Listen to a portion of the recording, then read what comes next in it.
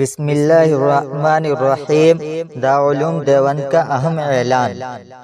شب برات سے متعلق 9 اپریل بروز جمعرات شعبان کی 14 تاریخ ہے۔ اس اعتبار سے جمعرات اور جمعہ کی درمیانی رات شب برات ہے۔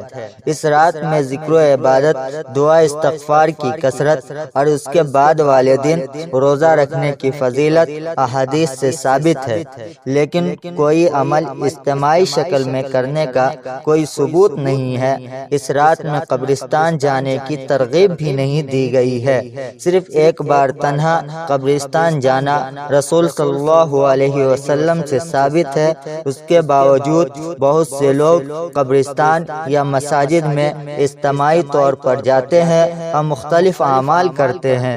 اس لیے تمام مسلمانوں کو متوجہ کیا جاتا ہے کہ موجودہ حالات میں جبکہ ضروری اعمال، نماز باجماعت اور جمعہ وغیرہ کے لیے بھی نکلنے پر پابندی ہے، شب برات میں مساجد یا قبرستان جانے کا ارادہ بھی نہ کرے، اپنے بچوں اور جوانوں کو باہر نکلنے سے باز رکھے۔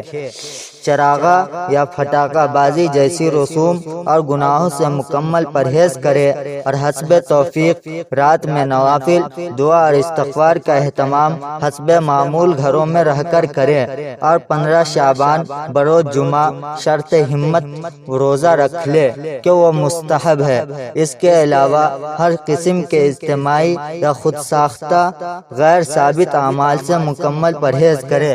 اللہ تبارک و تعالی ہم سب کو ان باتوں پر عمل کرنے کی توفیق عطا فرمائے۔